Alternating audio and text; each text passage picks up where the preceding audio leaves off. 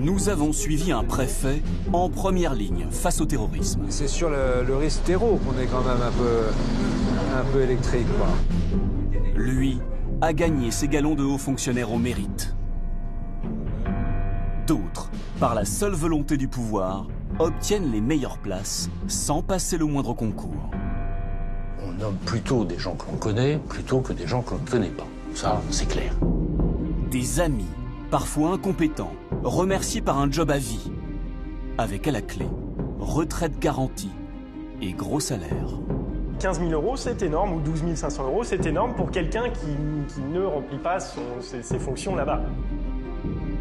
Enquête sur les bons et les mauvais élèves de la République. Mérite et compétences sont-ils les seuls critères pour accéder aux plus hautes fonctions publiques? Nous avons découvert que certains empruntent une porte dérobée, ici, à l'Élysée.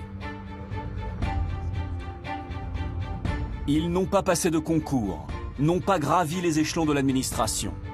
Ils sont nommés directement par le président de la République. Monsieur le Président de la République. Cela se passe tous les mercredis, à la fin du Conseil des ministres. Un temps est consacré aux nominations dans la haute fonction publique. À la sortie, nous retrouvons Patrick Kanner, le ministre de la Ville, de la Jeunesse et des Sports. Monsieur Kanner? Monsieur Kanner? Bonjour. Quelles ont été les nominations aujourd'hui de hauts fonctionnaires? Elles vont être publiées à l'instant et annoncées en tant que telles. Il y en a eu plusieurs? Il y a eu plusieurs moments de préfet, effectivement, en tant que tels. Dans le compte-rendu du jour, on voit par exemple qu'un ingénieur a été nommé à la Cour des comptes et une administratrice civile est devenue préfète. Mais qui tire les ficelles de ces nominations? Sous la présidence de Nicolas Sarkozy, Claude Guéant était secrétaire général de l'Élysée. Il nous révèle que les nominations se décidaient 2 jours avant le Conseil des ministres. C'était une rencontre tous les lundis à déjeuner à l'Élysée, dans la salle manger de la permanence, entre le directeur de cabinet du Premier ministre et puis le secrétaire général de l'Élysée et 2 ou 3 collaborateurs.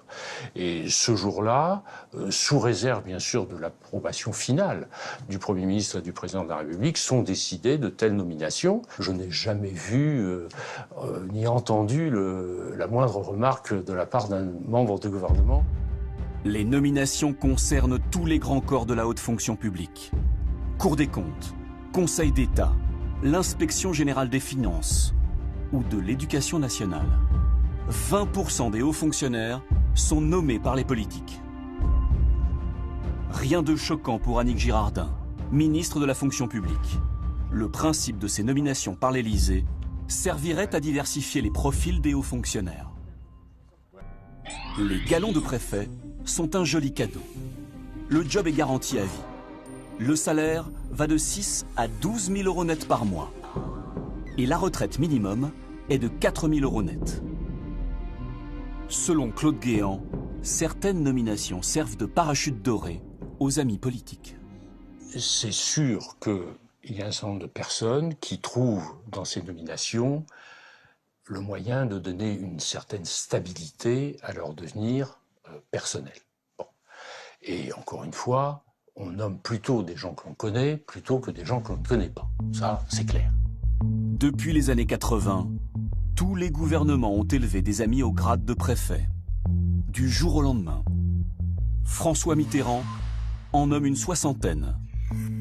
Parmi eux, Michel Vauzel, son porte-parole à l'Élysée, ou Michel Delbar, l'un de ses anciens ministres. Jacques Chirac promeut Jean-Charles Marchiani, ex-agent secret et homme de l'ombre de la Chiraquie. Alors que Nicolas Sarkozy est ministre du Budget puis de l'Intérieur, son fidèle lieutenant, Brice Hortefeux, 37 ans, ainsi que son chef de cabinet, Laurent Soli, 36 ans, sont nommés préfets. Le gouvernement de François Hollande a lui aussi récompensé ses proches collaborateurs. Pierre Bénard, chef de cabinet du président, et Yves Colmou, conseiller de Manuel Valls. Sébastien Gros, 34 ans, chef de cabinet de Manuel Valls. et Christian Gravel, 41 ans, chef du service de l'information du gouvernement. Tous ont été propulsés préfets. Sur un effectif de 250 préfets, seulement 127 étaient affectés à un poste territorial. Restent 123 préfets sans préfecture.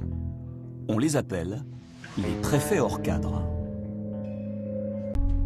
La haute fonction publique sert donc parfois à recaser les proches du pouvoir en leur assurant un emploi à vie. Le système n'épargne pas les administrations les plus prestigieuses.